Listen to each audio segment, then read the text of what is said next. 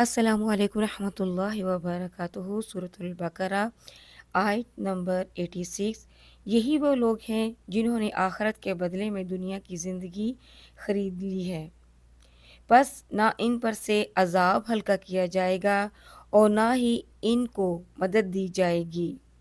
یہ تھوڑی سی چند دنوں کی متاع ہے، پھر ان کا ٹھکانہ دوزخ ہوگا اور وہ بہت ہی برا ٹھکانہ ہے۔ سورۃ آل عمران 197۔ پس انہیں چاہیے کہ تھوڑا ہنسیں اور زیادہ روئیں، کیونکہ آخرت میں انہیں زیادہ رونا ہے، یہ اس کا بدلہ ہے جو وہ کماتے تھے۔ سورۃ التوبہ آیت نمبر 82۔